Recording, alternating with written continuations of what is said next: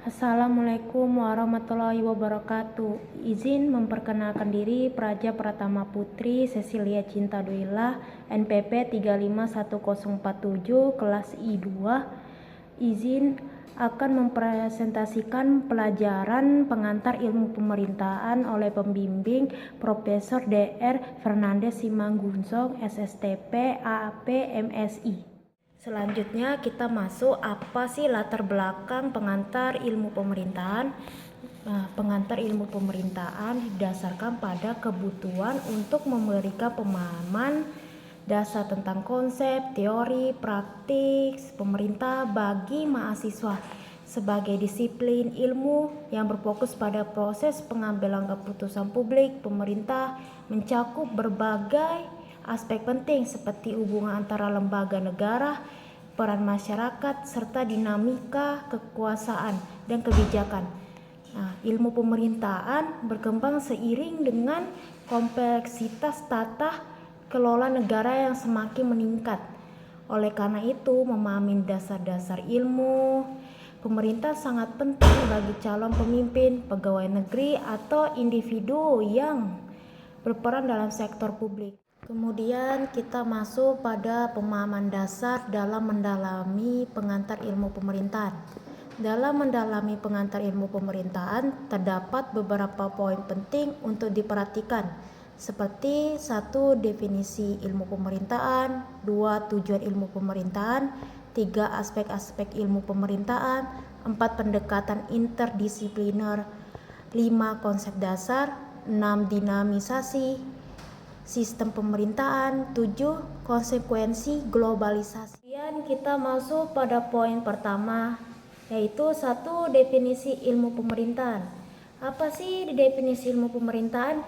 Ilmu pemerintahan adalah kajian yang mempelajari teori, praktik, dan proses pemerintahan ini, mencakup aspek-aspek seperti kebijakan publik, administrasi, hubungan antar pemerintah dan masyarakat, serta sistem politik.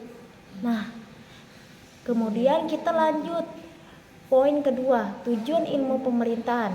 Tujuan utama dari ilmu pemerintahan adalah untuk memahami bagaimana pemerintahan berfungsi. Kita dituntut untuk memahami bagaimana itu pemerintahan berfungsi, bagaimana kebijakan dibuat dan diterapkan, serta bagaimana interaksi antara berbagai elemen dalam masyarakat berlangsung. Kemudian poin ketiga yaitu aspek-aspek ilmu pemerintahan. Mencakup politik dan kebijakan publik, mempelajari proses pembuatan kebijakan, partisipasi politik, dan pengaruh berbagai aktor dalam kebijakan publik. Administrasi publik berfokus pada organisasi, manajemen, praktik, administrasi dalam pemerintahan. Hukum dan etika, menyelidiki peraturan hukum yang mengatur pemerintahan serta aspek etika dalam pengambilan keputusan. Kita lanjut untuk poin keempat, pendekatan interdisipliner. Adalah ilmu pemerintahan tidak berdiri sendiri, melainkan berhubungan dengan disiplin ilmu lain seperti sosiologi, ekonomi, dan ilmu politik. Pendekatan ini membantu dalam memahami konteks sosial dan ekonomi yang mempengaruhi pemerintahan. Pendekatan interdisipliner ini apa sih? Adalah pendekatan dalam memecahkan masalah dengan menggabungkan dua atau lebih disiplin ilmu yang relevan. Pendekatan ini melibatkan integrasi pengetahuan, metode, dan pengalaman dari berbagai bidang ilmiah untuk mengatasi masalah yang kompleks.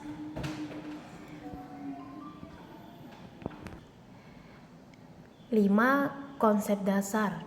Konsep dasar itu terbagi beberapa, ada 3 seperti 1. Kekuasaan, 2. Kepemimpinan, 3. Partisipasi masyarakat. Kekuasaan itu adalah memahami bagaimana kekuasaan dikoordinir dan diterapkan dalam konteks pemerintahan. Kepemimpinan, mengkaji peran pemimpin dan mempengaruhi terhadap kebijakan dan tindakan pemerintah. Partisipasi masyarakat penting untuk mempelajari bagaimana masyarakat berperan dalam proses pemerintah, baik melalui pemilihan umum maupun partisipasi dalam kebijakan. Poin keenam, dinamisasi sistem pemerintahan. Memahami bahwa sistem pemerintahan bersifat dinamis dan dapat berubah-ubah seiring waktu dan perkembangan zaman, dipengaruhi oleh faktor internal dan eksternal seperti perubahan sosial, teknologi, dan globalisasi. Poin ketujuh, konsekuensi globalisasi. Mempelajari dampak globalisasi termasuk pemerintahan lokal, termasuk bagaimana standar internasional dan isu-isu global mempengaruhi kebijakan dan praktik pemerintah di tingkat nasional. Dengan memahami pemahaman dasar ini, mahasiswa seperti kita dan peneliti di bidang ilmu pemerintahan dapat membangun fondasi yang kuat untuk mendalami lebih lanjut tentang berbagai aspek yang mempengaruhi cara pemerintah bekerja dan bagaimana ia dapat beradaptasi dengan tantangan yang ada.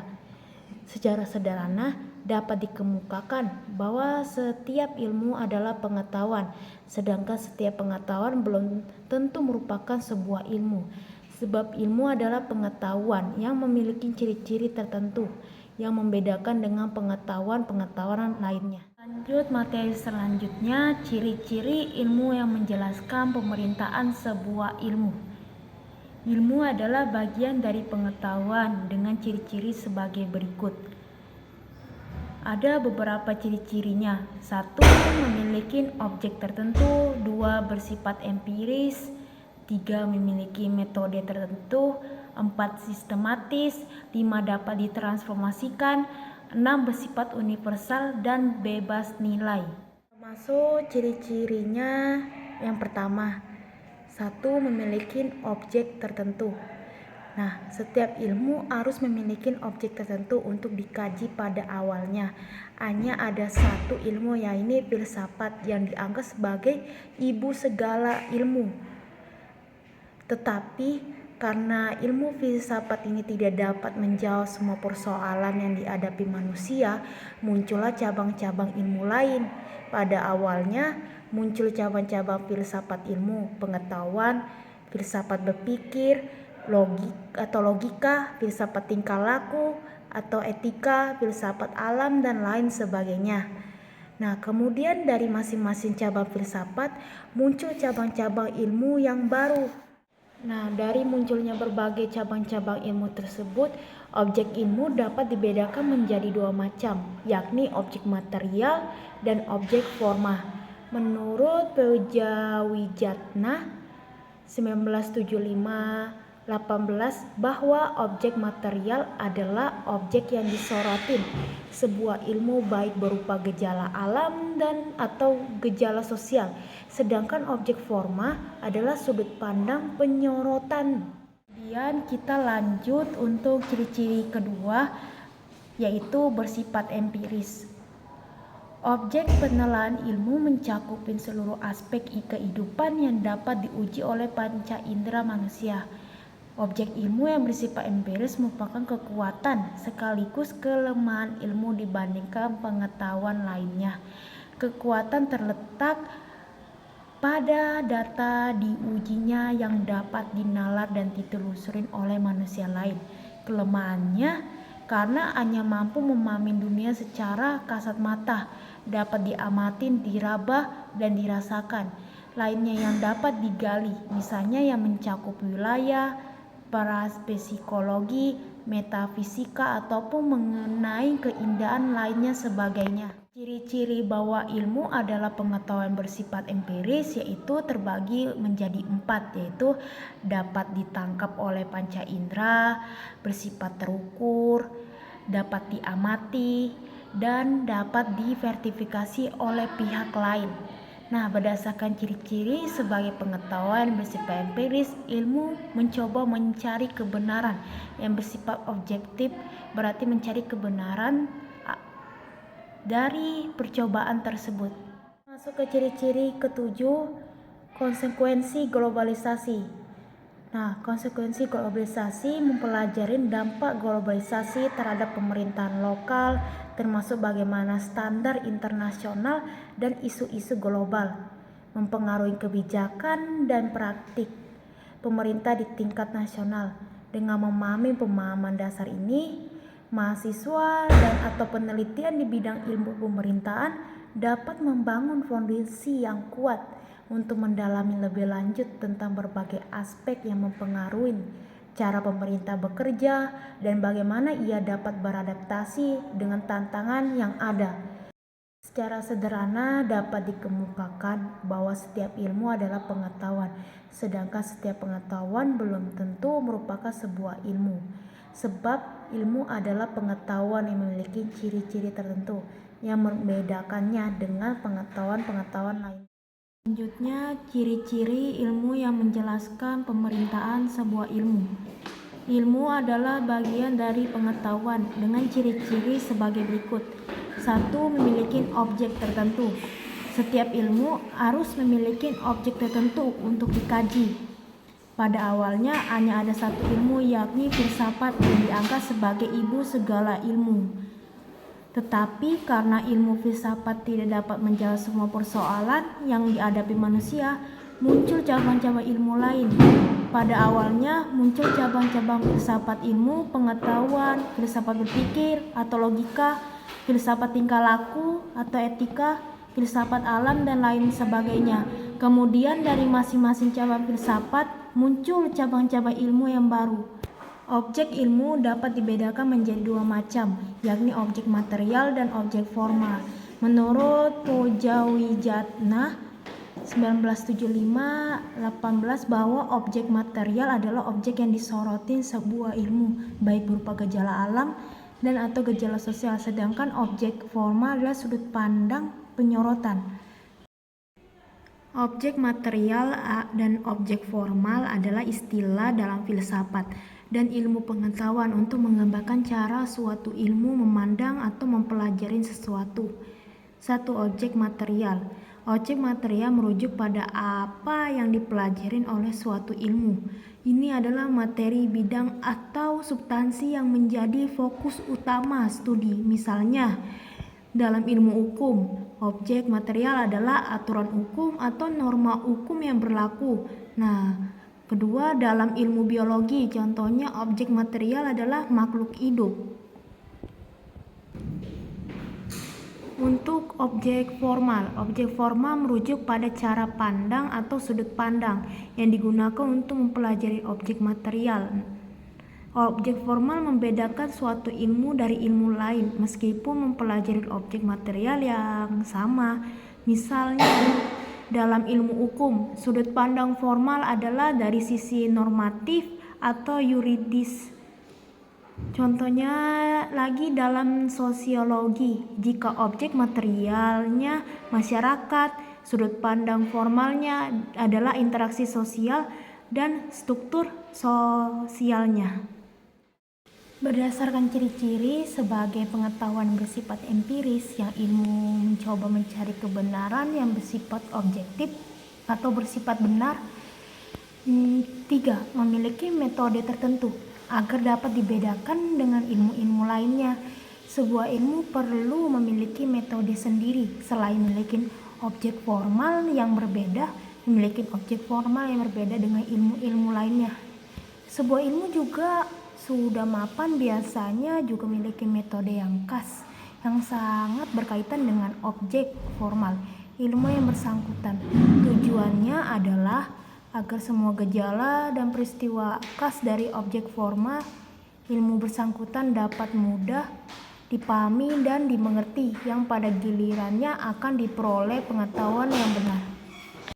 Mengingat sumber semua ilmu yang berkembang sekarang ini adalah satu, yakni filsafat, maka selain ada metode keilmuan yang bersifat khusus, terdapat pula metode yang berlaku secara umum yang dinamakan metode ilmiah, yang merupakan perpaduan antara pendekatan rasionalisme dan pendekatan empiris. 4. Sistematis. Pendekatan yang digunakan bersifat sistematis dengan pengumpulan informasi dan pengembangan teori yang terstruktur. Sistematis berarti teratur menurut sistem yang diatur dengan baik. Sistematis juga dapat diartikan sebagai proses merumuskan dan menguraikan sesuatu dalam hubungan yang logis dan teratur, sehingga membentuk suatu sistem. 5. Dapat ditransformasikan sebagai konsekuensi logis dari pengetahuan yang tersusun secara sistematis dan dipergunakan untuk kepentingan umat manusia, maka ilmu dapat ditransformasikan dari satu orang kepada orang lain melalui proses transformasi. Nah, semacam itu ilmu menjadi perkembangan dan memberikan manfaat yang optimal bagi kehidupan manusia. Berdasarkan ciri-ciri sebagai pengetahuan bersifat empiris yang ilmu mencoba mencari kebenaran yang bersifat objektif atau bersifat benar. 3. Memiliki metode tertentu agar dapat dibedakan dengan ilmu-ilmu lainnya. Sebuah ilmu perlu memiliki metode sendiri selain memiliki objek formal yang berbeda dengan ilmu-ilmu lainnya. Sebuah ilmu juga sudah mapan biasanya juga memiliki metode yang khas yang sangat berkaitan dengan objek formal ilmu yang bersangkutan. Tujuannya adalah agar semua gejala dan peristiwa khas dari objek formal ilmu bersangkutan dapat mudah dipahami dan dimengerti, yang pada gilirannya akan diperoleh pengetahuan yang benar. Mengingat sumber semua ilmu yang berkembang sekarang ini adalah satu, yakni filsafat, maka selain ada metode keilmuan yang bersifat khusus, terdapat pula metode yang berlaku secara umum yang dinamakan metode ilmiah, yang merupakan perpaduan antara pendekatan rasionalisme dan pendekatan empiris. 4. Sistematis. Pendekatan yang digunakan bersifat sistematis dengan pengumpulan informasi dan pengembangan teori yang terstruktur. Sistematis berarti teratur menurut sistem yang diatur dengan baik. Sistematis juga dapat diartikan sebagai proses merumuskan dan menguraikan sesuatu dalam hubungan yang logis dan teratur, sehingga membentuk suatu sistem. 5. Dapat ditransformasikan sebagai konsekuensi logis dari pengetahuan yang tersusun secara sistematis dan dipergunakan untuk kepentingan umat manusia, maka ilmu dapat ditransformasikan dari satu orang kepada orang lain melalui proses transformasi. Nah, semacam itu ilmu menjadi perkembangan dan memberikan manfaat yang optimal bagi kehidupan manusia. Kita masuk kepada topik yang kedua, yaitu pandangan divergensi dan konvergensi terhadap pemerintah sebagai ilmu. Nah, pandangan divergensi dan konvergensi terhadap pemerintahan sebagai ilmu merupakan dua pendekatan yang berbeda dalam memahami pengembangan dan fungsi pemerintah. Pandangan divergensi. Nah, pengertiannya adalah pandangan divergensi menekankan perbedaan antara sistem pemerintahan di berbagai negara. Pendekatan ini melihat bahwa faktor-faktor seperti sejarah, budaya, ekonomi, dan sosial berkontribusi pada variasi dalam praktik dan struktur pemerintahan. Kedua, yaitu ciri-cirinya, yaitu keberagaman, adalah menyorotin adanya banyak model pemerintah seperti demokrasi, otoritarisme, dan monarki. Kontekstualisasi menekankan pentingnya konteks lokal dan histori dalam menganalisis pemerintahan. Fokus pada ketidaksetaraan membedakan bagaimana pemerintah beroperasi di negara-negara dengan kondisi ekonomi dan sosial yang berbeda. 3. Implikasi adalah pendekatan ini membantu kita memahami bahwa tidak ada satu model untuk pemerintah yang cocok untuk semua negara. Hal ini mendorong analisis yang lebih mendalam mengenai isu-isu spesifik yang dihadapi oleh suatu negara.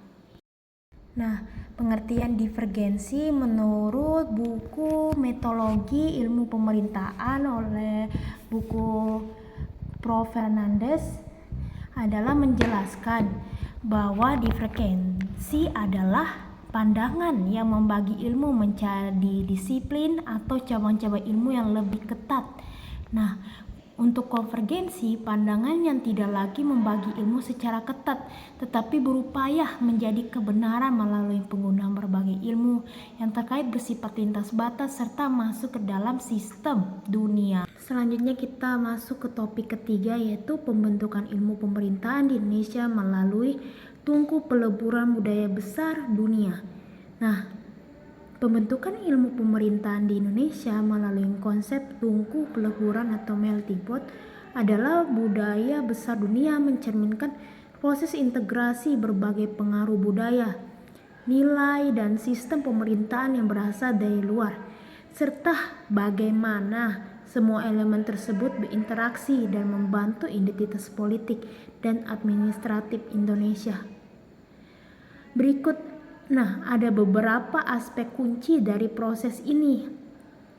Satu yaitu pengaruh budaya asing, yaitu kolonialisme. Kita tahu bahwa pada tahun sebelum Indonesia merdeka, kita tahu bahwa kedatangan Belanda membawa sisa administrasi dan hukum yang mempengaruhi struktur pemerintah Indonesia. Banyak elemen pemerintah lokal terintegrasi dengan praktik kolonial. Selanjutnya yaitu pengaruh agama dan filosofi. Nah, pengaruh agama terutama Islam serta nilai-nilai dari agama Hindu-Buddha memberikan dasar moral dan etika yang membentuk cara pemerintahan. Kedua yaitu keberagaman etnis dan budaya. Nah, sistem pemerintahan lokal. Indonesia memiliki ratusan suku dengan tradisi pemerintahan yang berbeda-beda. Proses tungku peleburan menciptakan pemerintahan yang lebih inklusif, menggabungkan nilai-nilai lokal dan global. Nah, salah satunya adalah Pancasila. Pancasila sebagai pedoman hidup bangsa dan pandangan hidup bangsa yang mempersatukan bangsa Indonesia dari berbagai suku, bangsa, ras, agama. Nah, sebagai ideologi negara, Pancasila mengakomodasi keberagaman budaya yang menjadi landasan untuk pembangunan, hukum, dan kebijakan pemerintahan. Ketiga yaitu proses modernisasi, yaitu salah satunya desentralisasi, yaitu reformasi politik di era pasca reformasi yang mengarahkan pada desentralisasi, memberikan kekuasaan lebih kepada daerah untuk mengelola pemerintah sendiri sambil tetap menghormati keragaman budaya. Nah, yaitu poin kedua yaitu pendidikan dan penelitian. Perkembangan ilmu pemerintahan di perguruan tinggi terfokus pada konteks lokal sambil mengadopsi teori pemerintahan dari berbagai negara. Dengan memahami pembentukan ilmu pemerintahan di Indonesia sebagai proses tungku peleburan, kita dapat melihat bagaimana interaksi berbagai budaya, sistem, dan nilai-nilai menciptakan bentuk pemerintahan yang adaptif dan responsif terhadap kebutuhan masyarakat yang sangat beragam. Berdasarkan posisi geografinya yang sangat strategis, yakni berada pada pusat silang lalu lintas samudra, Indonesia telah menjadi tungku peleburan atau melting pot dari berbagai sumber daya tua dan besar yang ada di dunia. Kita masuk pada materi kedua yaitu hubungan antara pemahaman pengantar ilmu pemerintahan dengan kebenaran ilmu. Nah, hubungan antara pemahaman pengantar ilmu pemerintahan dan kebenaran ilmu mencerminkan alaman teori dan praktik pemerintah dapat diuji dan dipahami melalui berikut, yaitu beberapa poin utama yang menjelaskan hubungan tersebut. 1. Teori dan metodologi. Nah, ilmu pemerintahan sebagai disiplin ilmu adalah pengantar ilmu pemerintahan mempelajari berbagai teori tentang struktur, fungsi pemerintahan. Kebenaran ilmu munculnya melalui pengujian teori-teori ini dengan metode penelitian yang sistematis. Lalu metode penelitian adalah pemahaman ini mengajarkan penggunaan metode kuantitatif seperti survei dan kualitatif seperti wawancara. Nah, untuk mengumpulkan data yang mendukung atau membantah teori-teori yang ada. Kita akan masuk pada poin kedua, yaitu sikap kritis. Analisis kritis dalam ilmu pemerintahan penting untuk menganalisis kebijakan dan praktik. Dengan sikap kritis, kebenaran ilmiah mendorong peneliti untuk skeptis terhadap klaim dan selalu mencari bukti yang kuat sebelum menyimpulkannya. Nah, evaluasi dari kebijakan ini adalah sikap kritis ini juga penting dalam mengevaluasi efektivitas kebijakan publik berdasarkan data dan bukti yang ada. 3, yaitu poin ketiga, penerapan teori dalam praktik. Nah, hubungan antara teori dan praktik adalah pemahaman pengantar ilmu pemerintahan, membantu mahasiswa mengaitkan teori-teori yang dipelajarin dengan praktik pemerintah yang nyata. Kebenaran ilmiah memastikan bahwa teori yang diterapkan di lapangan dapat diuji dan divertifikasi. Nah, reformasi kebijakan tersebut adalah temuan dari penelitian ilmiah dapat memberikan dasar perumusan kebijakan yang lebih baik menjembatani kesenjangan antara teori dan praktik. Poin keempat yaitu evaluasi pengetahuan. Nah, perkembangan ilmu pemerintah keempat yaitu evaluasi pengetahuan. Nah, perkembangan ilmu pemerintah berkembang seiring dengan perbuatan sosial dan politik. Nah, kebenaran ilmiah mendukung pembaruan teori dan praktik sesuai dengan perkembangan konteks yang ada. Nah, adaptasi terhadap realitas baru yang terjadi pada zaman sekarang itu kebenaran ilmiah dapat memfasilitasikan pemahaman tentang dinamika baru dalam pemerintah dan memungkinkan ilmuwan untuk mengadaptasi teori sesuai dengan kebutuhan mereka saat ini. Kita akan membahas poin kelima, yaitu transparansi dan akuntabilitas. Nah, adalah penggunaan data dan fakta kebenaran ilmiah, mendorong transparansi dalam penggunaan data dan informasi untuk analisis dalam pemerintahan. Nah, ini penting untuk akuntabilitas pemerintah di hadapan masyarakat. Nah, partisipasi publik. Apa sih peran partisipasi publik? Nah, pemahaman tentang kebenaran ilmiah juga mencakup pentingnya melibatkan masyarakat dalam proses pengambilan keputusan. Sangat penting untuk mengambil keputusan membutuhkan masyarakat. Nah, yang merupakan aspek utama dalam ilmu pemerintahan. Selanjutnya poin ke-6 yaitu umpan balik. Nah, siklus penelitian dan kebijakan penelitian ilmiah menghasilkan temuan yang dapat digunakan untuk merumuskan kebijakan. Sementara kebijakan yang diimplementasikan dapat menjadi subjek penelitian lebih lanjut, menciptakan siklus umpan balik yang konstruktif. Dengan demikian, pemahaman pengantar ilmu pemerintahan dan kebenaran ilmiah saling berhubung dan memperkuat satu sama lain. Nah, ilmu pemerintahan yang berlandaskan pada prinsip-prinsip ilmiah memungkinkan analisis yang lebih mendalam dan akurat terhadap berbagai fenomena dalam pemerintahan. Kelima yaitu persepsi publik adalah masyarakat umum juga dapat memiliki pandangan yang bias berdasarkan informasi yang tidak lengkap atau salah. Data memiliki pandangan penelitian diterima dan dipahami, serta bagaimana hasil penelitian digunakan dalam kebijakan publik. Demikian, penting bagi penelitian ilmu sosial untuk menyadari potensi bias ini dan berupaya untuk mengurangi pengaruhnya, misalnya melalui metodologi yang transparansi dalam proses penelitian efektif. Upaya ini akan membantu pendekatan penelitian kepada kebenaran lebih objektif dan akurat. Kita masuk pada kebenaran koherensi. Nah, teori koherensi mengatakan bahwa suatu dianggap benar apabila berkoherensi atau merujuk pada sesuatu yang telah dianggap benar sebelumnya. Teori ini banyak digunakan pada ilmu pasti dan alam yang kemudian juga dianut di kalangan ilmu-ilmu sosial dan humaniora.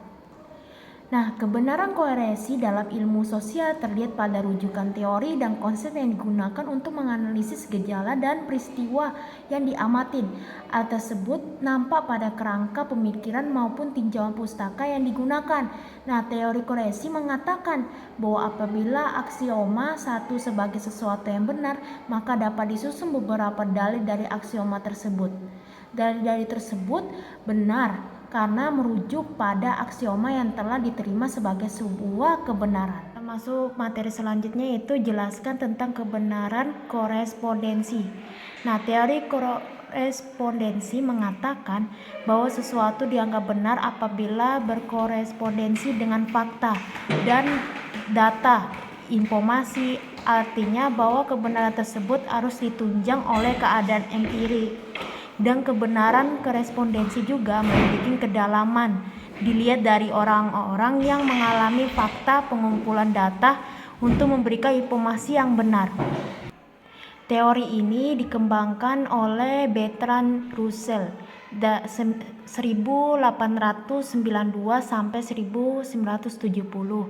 Russell mengatakan dua cara di dalam memahami objek, yakni pengetahuan melalui cara mengevaluasi dan pengetahuan melalui cara menjelaskan. Nah, Russell mengatakan bahwa pengetahuan dikenali melalui data yang kita miliki. Kebenaran adalah suatu sifat dan kepercayaan dan diturunkan dari kalimat yang menyatakan kepercayaan dengan suatu fakta atau lebih di luar kepercayaan.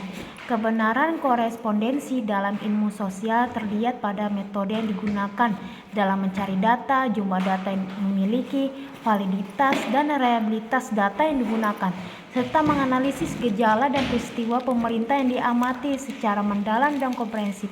Hal tersebut tampak pada metode pencarian data, pembahasan dan analisis data. Kita akan membahas yaitu teori pragmatis. Nah, jelaskan kebenaran teori pragmatis adalah mengatakan bahwa sesuatu yang dianggap benar apabila memberikan manfaat bagi kehidupan masyarakat. Artinya, benar atau tidaknya suatu pernyataan akan diukur dari kemanfaatannya bagi kehidupan masyarakat. Teori ini dikembangkan oleh Charles Sanders Peirce. Nah, kebenaran pragmatis dalam ilmu sosial terlihat dari kedalaman suatu kajian, sehingga kajian tersebut menyumbangkan kegunaan atau saran yang dapat dilaksanakan secara langsung atau sarana praktis, maupun untuk kegunaan atau saran yang dapat menjadi dasar perkembangan ilmu di masa yang akan datang atau saran akademis. Dalam kesimpulan dari sebuah kajian akan menjadi cermin bahwa ilmu tersebut semakin berkembang dan akan menghasilkan banyak pengikutnya. Saran operasional dan praktis yang dapat dilaksanakan akan menjadi dasar dalam pengembangan ilmu yang akan datang dan dimungkinkan akan menghasilkan cabang-cabang ilmu lainnya. 2. Yaitu metodologi penelitian. Pengantar ilmu pemerintahan mencakup berbagai metode penelitian yang digunakan untuk menganalisis kebijakan, institusi, dan perilaku pemerintahan.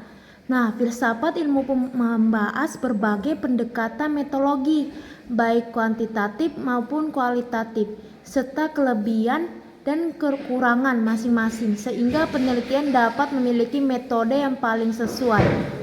Nah, kalau ketiga yaitu etika dan nilai.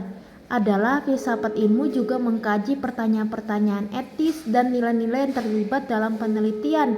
Dalam konteks ilmu pemerintah ini penting untuk memastikan bahwa penelitian dilakukan dengan cara yang adil dan benar.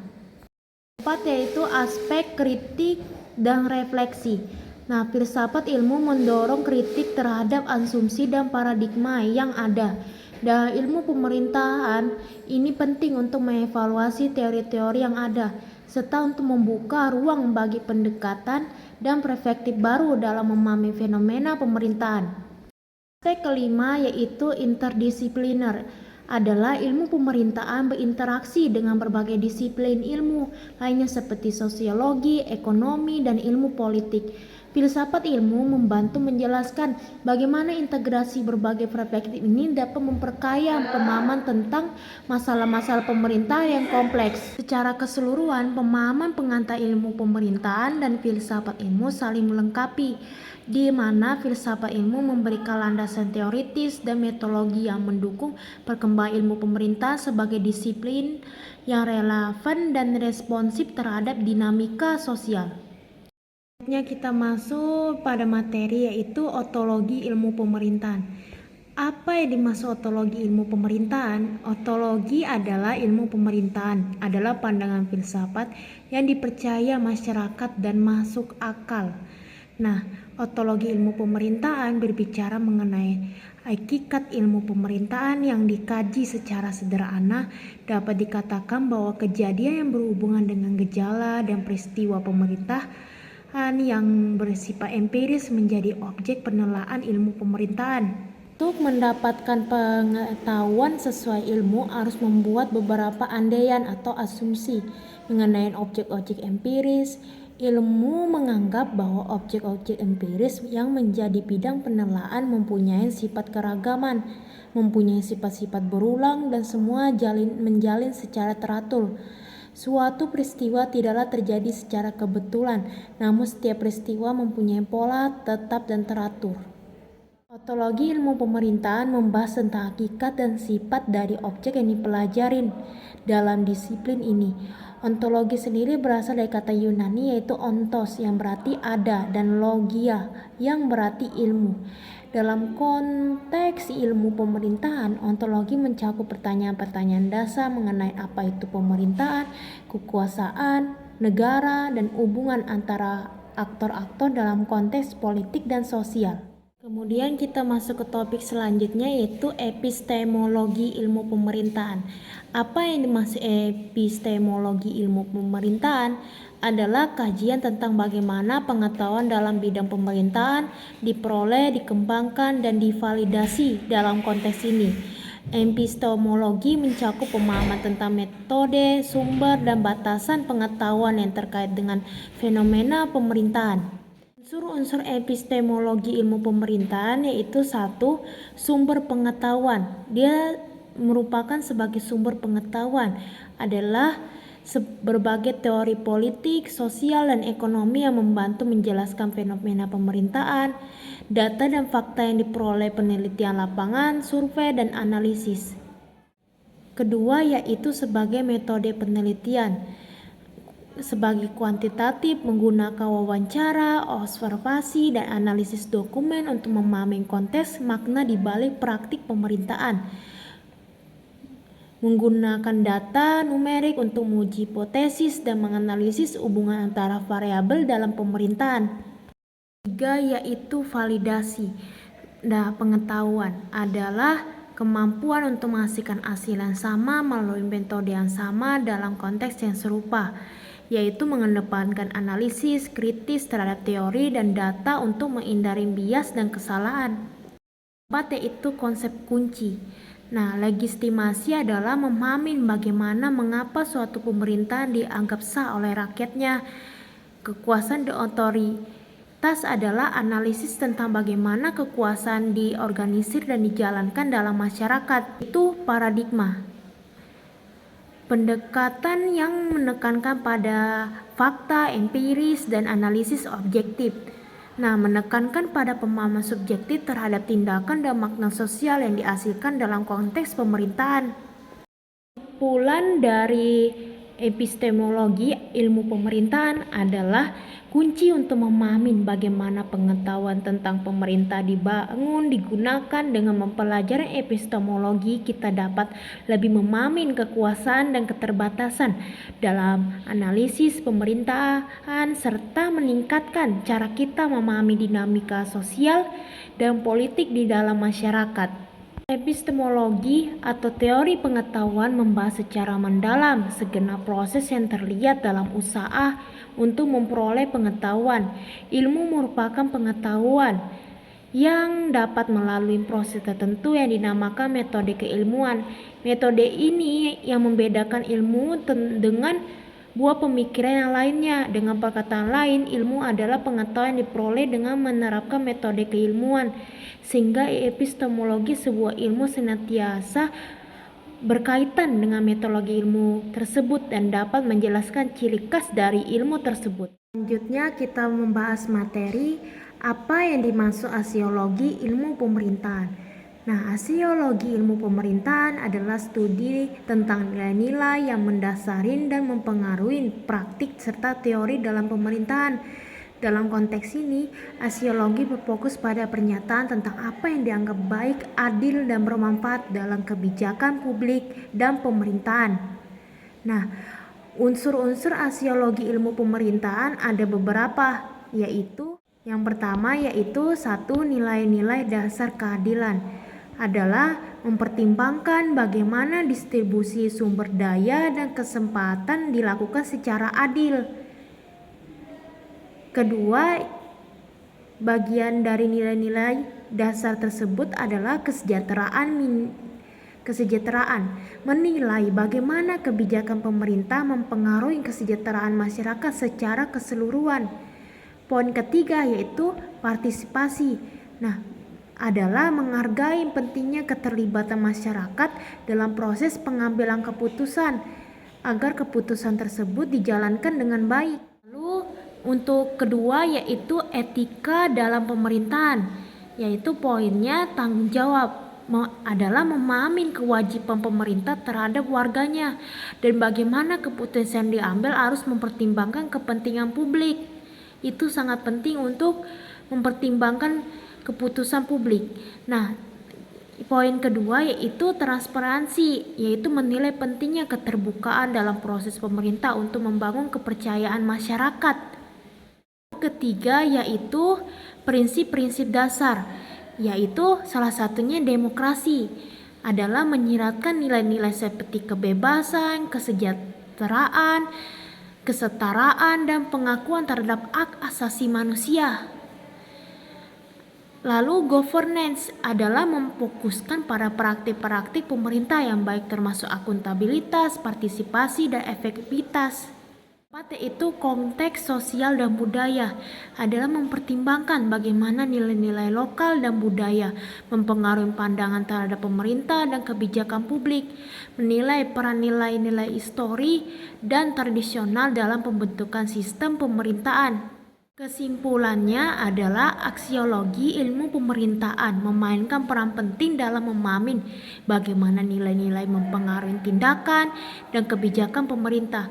Dengan integrasi preefektif nilai-nilai ini, kita dapat memastikan bahwa pemerintah tidak hanya berfungsi dengan baik secara teknis, tetapi juga memenuhi tuntutan moral, etis, dan yang diharapkan oleh masyarakat. Keempat yaitu konteks sosial dan budaya, adalah mempertimbangkan bagaimana nilai-nilai lokal dan budaya mempengaruhi pandangan terhadap pemerintah dan kebijakan publik, menilai peran nilai-nilai histori dan tradisional dalam pembentukan sistem pemerintahan. Kesimpulannya adalah aksiologi ilmu pemerintahan memainkan peran penting dalam memahami bagaimana nilai-nilai mempengaruhi tindakan dan kebijakan pemerintah.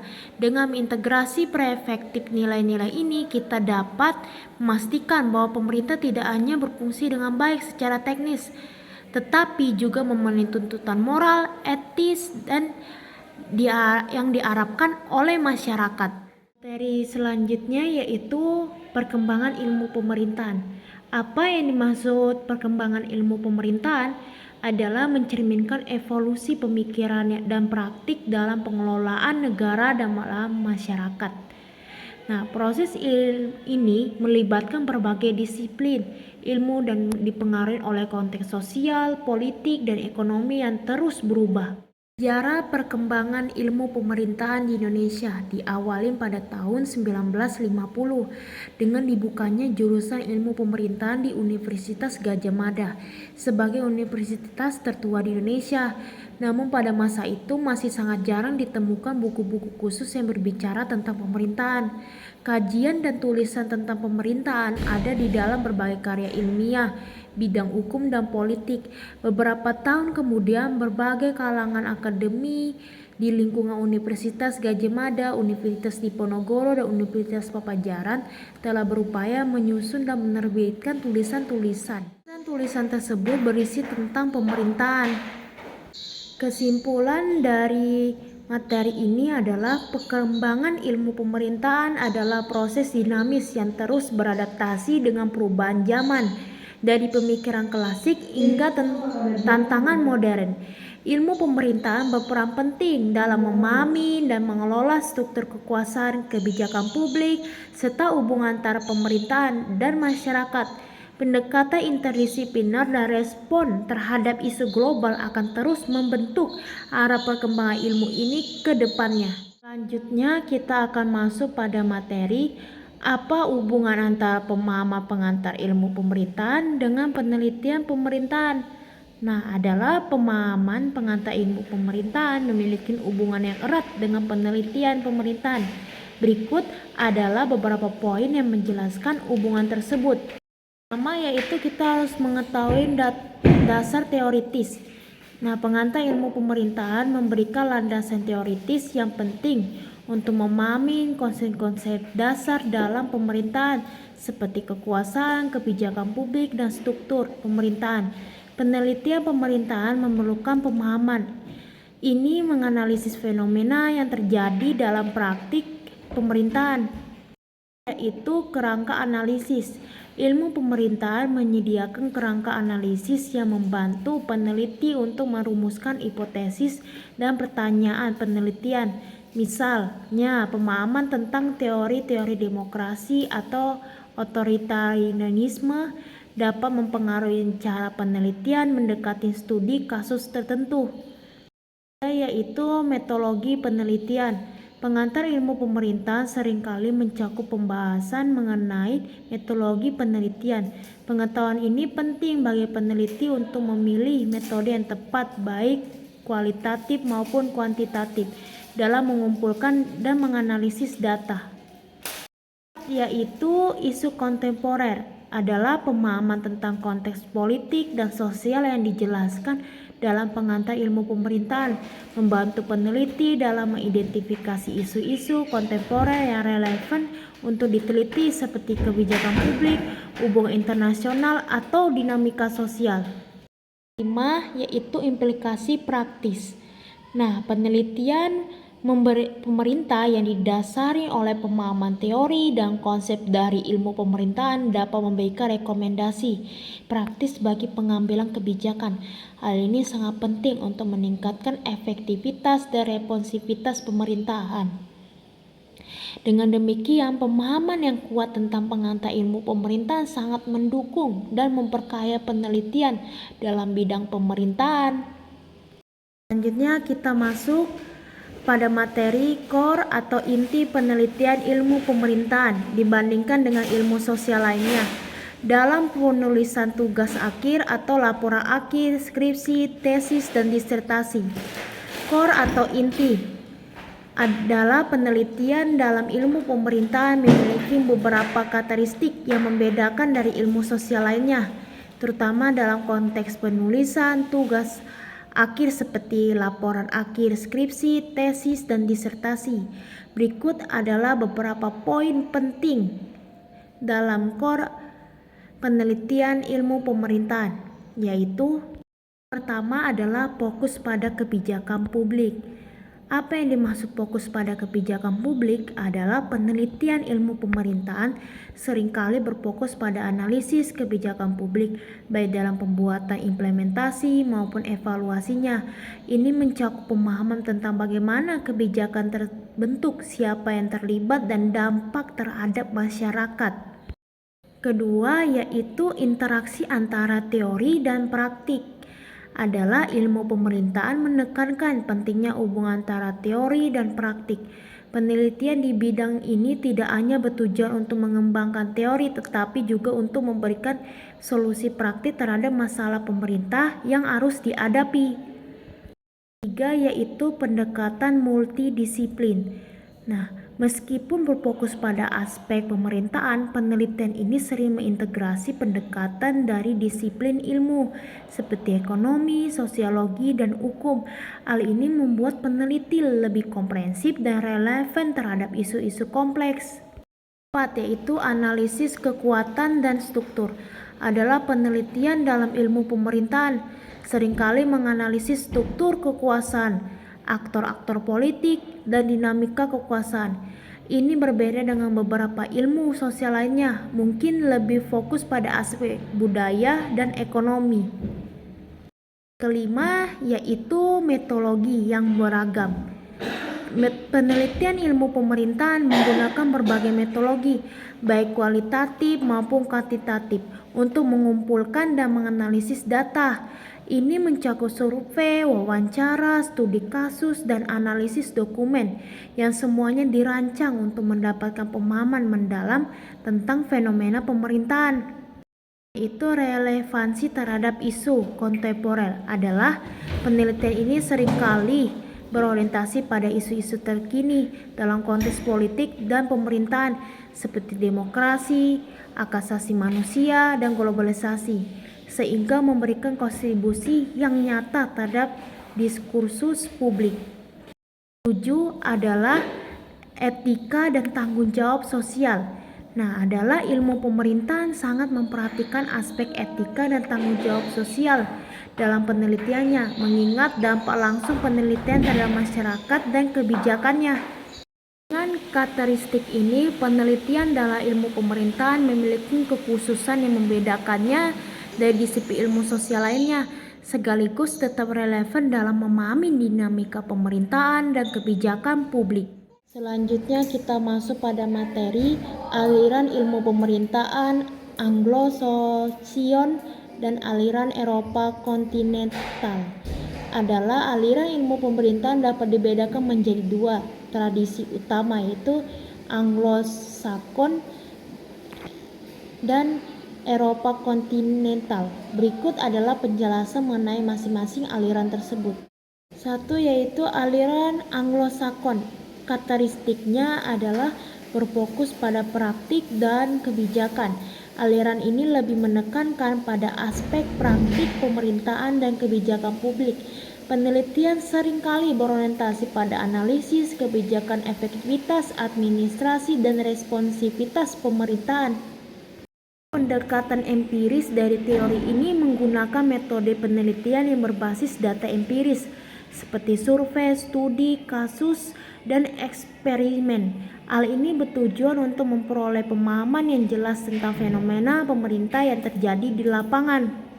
Teori demokrasi dan partisipasi. Dalam teori ini adalah banyak fokus pada teori demokrasi, partisipasi masyarakat, dan sistem pemilu. Ini mencakup kajian tentang bagaimana institusi politik berfungsi, bagaimana masyarakat terlibat dalam proses pemerintahan. Contoh adalah negara. Tradisi ini banyak berkembang di negara-negara seperti Amerika Serikat, Inggris, dan Australia. Kita akan membahas kedua, yaitu aliran Eropa kontinental. Adalah karakteristik fokus pada teori dan filosofi dalam aliran ini adalah lebih menekankan pada aspek teoritis dan filosofi pemerintahan. Terdapat kajian mendalam tentang konsep-konsep dasar seperti kekuasaan legitimasi dan keadilan. Nah, pendekatan normatif dalam teori ini banyak penelitian bersifat normatif yang membahas bagaimana seharusnya pemerintah beroperasi berdasarkan prinsip-prinsip dan etika dan moral. Selanjutnya yaitu institusi dan struktur. Nah, dalam teori ini penelitian seringkali lebih fokus pada analisis struktur institusi pemerintahan. Hukum dan teori politik ini mencakup studi tentang hubungan antara negara, masyarakat, dan hukum. Contoh negara adalah tradisi ini banyak berkembang di negara-negara seperti Prancis, Jerman, dan Italia. Perbedaan kunci dari aliran Anglo-Saxon lebih empiris, sementara Eropa kontinental lebih normatif. Nah, fokus kajian Anglo-Saxon lebih pada kebijakan dan praktik, sedangkan Eropa kontinental lebih pada teori dan struktur institusi.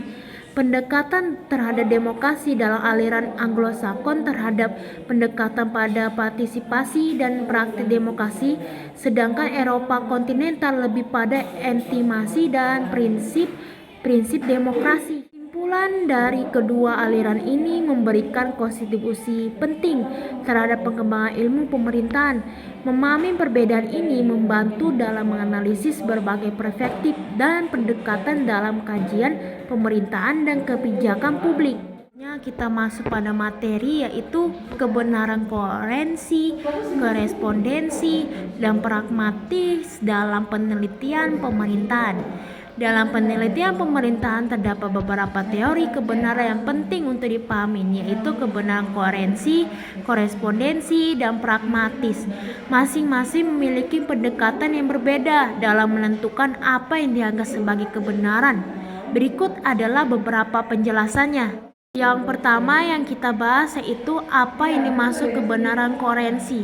Nah, definisi kebenaran koherensi mengacu pada konsistensi internal suatu sistem atau teori. Suatu pernyataan dianggap benar jika dapat dijelaskan dan disintegrasi secara harmonis dengan serangkaian proposisi atau pernyataan yang lain yang saling mendukung. Penerapan dalam penelitian pemerintahan. Dalam konteks pemerintahan, sebuah teori atau model kebijakan akan dianggap benar jika sesuai dengan prinsip-prinsip atau teori lain yang relevan seperti teori demokrasi atau teori kekuasaan. Nah, penelitian dapat menggunakan pendekatan ini untuk menilai konsistensi antara kebijakan yang diusulkan dengan nilai-nilai normatif yang dianut oleh masyarakat. 2. Yaitu kebenaran korespondensi. Nah, adalah kebenaran korespondensi ada berfokus pada kesesuaian antara penyataan atau proposisi dengan realitas atau fakta yang ada. Suatu pernyataan dianggap benar jika dapat diverifikasikan atau sesuai dengan keadaan dunia nyata. Penerapan dalam penelitian pemerintah. Nah, dalam penelitian pemerintah, kebenaran korespondensi sangat penting untuk menguji hipotesis atau klaim terkait kebijakan atau praktik pemerintahan. Misalnya, jika sebuah kebijakan diklaim efektif dalam mengurangi kemiskinan, penelitian yang menggunakan pendekatan ini akan mengumpulkan data empiris untuk membandingkan klaim tersebut dengan realitas yang terjadi di lapangan. 3. Yaitu kebenaran pragmatis. Adalah kebenaran pragmatis menekankan pada efektivitas suatu ide atau teori dalam konteks praktik. Suatu proposisi dianggap benar jika ia memberikan hasil yang berguna dan dapat diterapkan dalam situasi nyata. Penerapan dalam penelitian pemerintahan. Nah, dalam konteks pemerintahan, penelitian pragmatis akan menilai kebijakan berdasarkan hasil yang dicapai dan dampaknya terhadap masyarakat. Penelitian ini dapat menggunakan pendekatan ini untuk mengevaluasi kebijakan yang tidak hanya sesuai dengan teori tetapi juga memberikan manfaat nyata bagi masyarakat.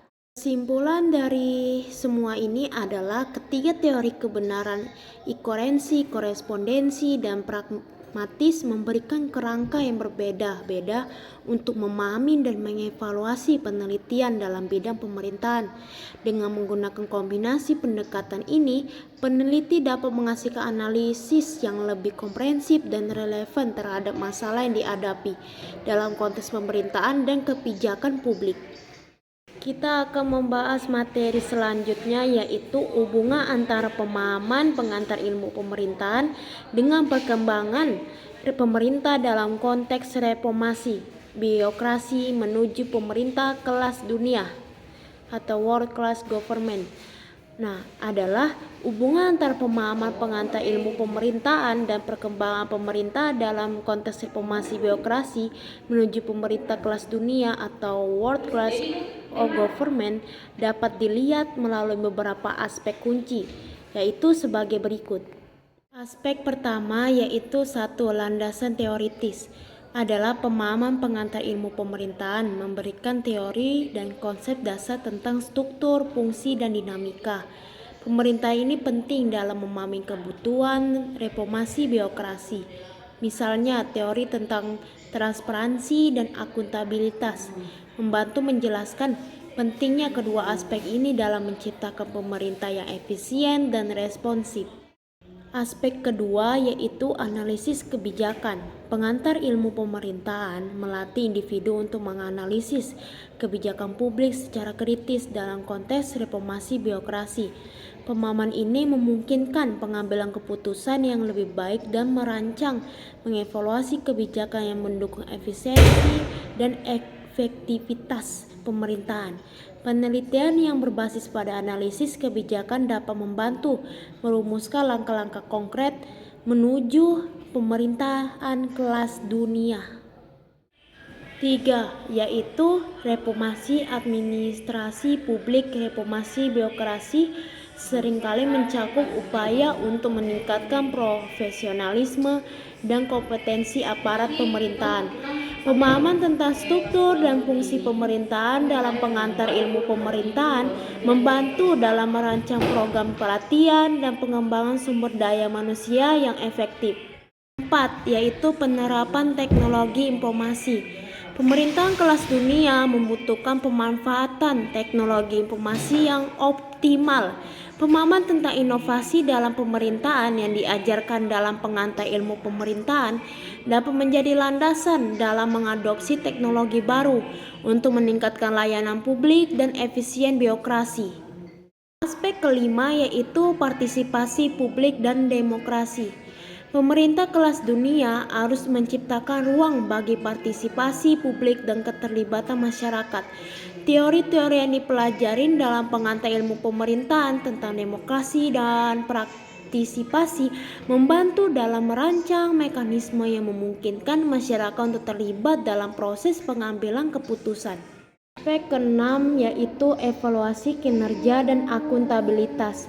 Pemerintahan kelas dunia dituntut untuk memiliki sistem evaluasi kinerja yang transparan dan akuntabel.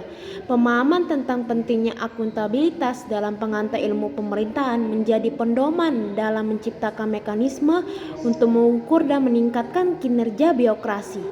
Aspek ketujuh yaitu konteks global dan lokal. Dalam era globalisasi, pemerintahan harus mampu beradaptasi dengan tantangan global dan lokal. Pemahaman tentang hubungan internasional dan dinamika global dalam pengantar ilmu pemerintahan membantu pemerintah dalam menyusun kebijakan yang relevan dan responsif terhadap perubahan global yang terjadi pada saat ini. Kesimpulan dari materi ini adalah secara keseluruhan pemahaman pengantar ilmu pemerintahan sangat relevan dalam proses reformasi birokrasi menuju pemerintah kelas dunia. Dengan landasan teori dan konsep yang kuat, para pembuat kebijakan dan praktisi dapat merancang dan melaksanakan langkah-langkah yang efektif untuk meningkatkan kualitas pemerintahan dan layanan publik. Di Indonesia, peran birokrasi dalam perubahan sosial cukup besar, terutama pada masa pemerintah Orde Baru atau Orba pada masa reformasi, di mana pada masa Orde Baru atau Orba birokrasi menjadi lokomotif utama dan selalu ditempatkan sebagai perencana tunggal, pelaksanaan tunggal dan juga pengawasan pembangunan. Peran ini kemudian semakin berkurang di mana pada masa reformasi perlahan-lahan mulai terjadi perubahan mindset atau pola pikir masyarakat dari birokrasi kita yang mulai mengadopsi dan menanamkan konsep good governance di mana ada keterlibatan masyarakat dan dunia usaha dalam setiap proses pembangunan. Selama ini peran tersebut total hanya dikerjakan oleh birokrasi. Namun saat ini banyak lembaga swadaya masyarakat atau LSM ataupun organisasi non-pemerintahan semi-otonom yang turut menjadi mitra dalam memajukan bangsa. Kita akan membahas manajemen dimulai dari generasi pertama hingga generasi kelima. Dapat dijelaskan seperti di bawah ini. Bahwa 1. Manajemen general pertama G1 dikenal dengan jungle management. Manajemen sebagai kemahiran sebenarnya lahir bersamaan dengan adanya peradaban manusia. Sedangkan sebagai ilmu, kelahiran manajemen sulit ditetapkan secara pasti. Nah, generasi pertama ini menjadi embrio dari perkembangan ilmu manajemen. Ciri-ciri pokok manajemen general pertama ialah pekerjaan lebih banyak dikerjakan sendiri, belum adanya pembagian tugas yang tegas dan rinci. Catatan tertulis mengenai apa yang telah sedangkan yang akan dikerjakan dapat dikatakan tidak semua hanya dicatat dalam ingatan orang-orang yang menjalankan manajemen. Kegiatan yang termasuk ke dalam manajemen generasi pertama adalah seperti tukang cukur, tukang es, dan pamong desa yang masih menggunakan pola kepemimpinan polymorphic, yang artinya di mana masyarakat kalau tidak ketemu kepala desa rasanya kurang lengkap dan pas. Kedua yaitu manajemen generasi kedua G2, dikenal dengan manajemen by direction. Pada generasi kedua ini, manajemen by direction merupakan penyempurnaan dari manajemen generasi pertama. Manajemen ini sudah mulai kokoh sebagai sebuah ilmu. Salah satu pelopornya adalah Frederick Winslow Taylor 1856 sampai 1915 yang dikenal sebagai Bapak Manajemen Ilmiah. Ciri utama manajemen generasi kedua ini adalah penggunaan kewenangan untuk mengarahkan dan menggerakkan anggota organisasi untuk mencapai tujuan yang seringkali disertai dengan tindakan paksaan. Anggota organisasi kurang memiliki kebebasan untuk berkreasi dan berinovasi. Unsur kepemimpinan lebih dominasi dalam kerjasama. Anggota organisasi lebih banyak diposisikan sebagai pengikut dengan inisiatif terbatas. Pada masa itu, perkembangan teori-teori kepemimpinan, oleh karena itu, manajemen generasi kedua ini dinamakan sebagai manajemen by direction, atau sering yang disebut by manajemen by command, dengan prinsip dalam menjalankan organisasi doing things through by the other people. Organisasi yang termasuk ke dalam manajemen generasi kedua adalah ABRI dengan dua fungsinya yang sangat kuat, Polri dan sebagai PNS. Dan menurut sejarah Indonesia, menggunakan generasi manajemen ini dengan gencar pada zaman Soeharto masih tetap terjaga hingga saat ini. Kuatnya manajemen generasi kedua ini yang terkesan sangat otoriter hingga berlaku dalam hati masyarakat dengan dua fungsi ABRI-nya, di mana masyarakat Indonesia dapat mengenal seorang bupati atau wali kota atau gubernur dari unsur ABRI, apakah beliau itu dari angkatan darat atau angkatan laut atau angkatan udara, atau pula kepolisian. 3. Yaitu manajemen generasi ketiga G3 yang dikenal dengan manajemen by targeting. Sebagai reaksi dari kelemahan dan tidak puasnya dengan pola-pola manajemen generasi kedua, para ahli kemudian memikirkan konsep yang lain agar anggota organisasi memiliki daya inovasi dan kreativitas. Akan tetapi, kebebasan tersebut harus diimbangi dengan pemenuhan target pekerja yang ditetapkan secara kuantitatif guna mencapai tujuan organisasi. Dalam kenyataannya, target-target pekerjaan terlampaui berat akhirnya justru membelenggu anggota organisasi dan kemudian menimbulkan stres. Sesuai dengan namanya, manajemen generasi ketiga lebih menekankan pada pencapaian target-target yang bersifat kuantitatif, sehingga kadangkala mengabaikan aspek yang bersifat kuantitatif seperti kepuasan pelanggan, loyalitas konsumen, dan lainnya sebagainya. Padahal aspek-aspek kuantitatif tersebut secara implisit justru menentukan keberhasilan kerjasama atau mencapai tujuan. Dengan karakteristik semacam ini, maka manajemen generasi ketiga dinamakan pula sebagai manajemen by targeting atau manajemen by objective atau MBO. Nilai yang diutamakan pada manajemen generasi ketiga ini adalah produktif atau pemenuhan target. Organisasi yang termasuk ke dalam manajemen generasi ketiga ini adalah PNS atau pegawai negeri. 4. Yaitu manajemen generasi keempat, yaitu G4 yang dikenal dengan Total Quality Management atau TQM. Perubahan dan perkembangan zaman yang berjalan sangat cepat ternyata membuat berbagai konsep dan teori manajemen yang telah dikembangkan pada dekade 1980-an dirasakan tidak sesuai lagi. Berbagai ahli manajemen mengembangkan gagasan yang dituangkan dalam berbagai buku maupun jurnal penelitian.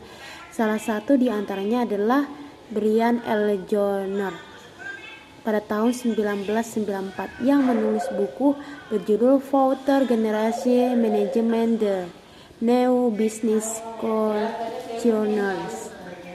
Tulisan tersebut dapat dikatakan sebagai bibit atau embrio bagi munculnya manajemen generasi keempat. Ciri utama generasi keempat adalah memadukan antara kualitas pendekatan ilmiah serta kerja tim atau super tim, bukan Superman, dalam suatu segitiga yang dinamakan joiner triangle yang sebagai berikut, yaitu quality, scientific approach, dan all the time. Manajemen generasi keempat ini mempunyai fokus pada kualitas produk yang dihasilkan dalam rangka memberikan kepuasan pada pelanggan atau customer satisfaction dan disertai kepuasan dari para anggota organisasi. Kualitas yang dimaksud adalah sebagaimana didefinisikan oleh para pelanggan.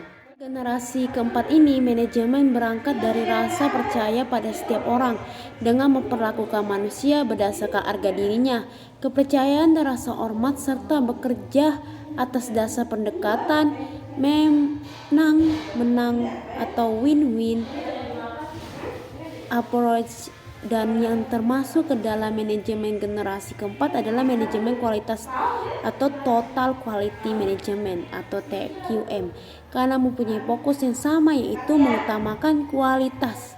Manajemen generasi keempat ini perlu juga diadopsi oleh birokrasi pemerintah agar semua kebijakan yang diambil oleh pemerintah harus melalui kajian akademis sehingga dapat dihitung risikonya. Masuk poin kelima, yaitu manajemen generasi kelima atau G5, dikenal dengan Human Networking Management. Nah, manajemen generasi keempat yang belum lama muncul serta baru digunakan di kalangan dan terbatas khususnya di dunia bisnis, ternyata sudah disusul dengan lahirnya manajemen generasi kelima. Tokoh pelopor lainnya manajemen generasi kelima yaitu Carlos M. Savage melalui bukunya 50 Generasi Manajemen Integrating Enterprises Through Human Networking. Buku tulisan Savage tersebut diterbitkan pada tahun 1990 atau 4 tahun sebelum tulisan Joyner, namun isinya merupakan kelanjutan dari pemikiran Joyner pada manajemen generasi keempat, yakni mengutamakan kualitas atau quality melalui kepuasan individu, baik pelanggan maupun anggota organisasi. Nah, ciri utama manajemen generasi kelima bagaimana mengintegrasi perusahaan melalui jaringan atau network antara manusia. Unsur manusia di dalam organisasi dihargai sebagai tinggi sekali sebagai individu yang memiliki keahlian-keahlian tertentu. Individu anggota organisasi bukan hanya sekedar alat produksi. Dan untuk masuk ke manajemen generasi kelima, nah, macam-macam transisi, yaitu menawarkan 5.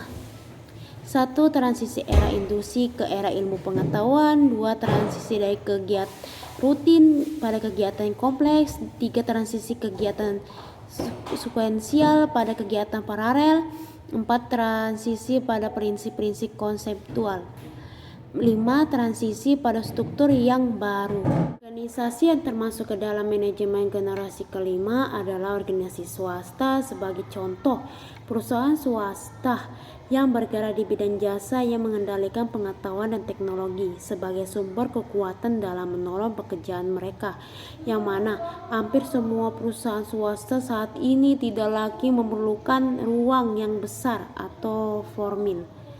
Dan karena hal tersebut dapat diminimalisir dengan kekuatan dan teknologi melalui komputer dan internet yang menjadi inspirasi terbentuknya jejaring antara kolega yang setara melalui True of Truth. Sekian dari hasil presentasi saya mengenai ilmu pemerintahan. Sekian, terima kasih.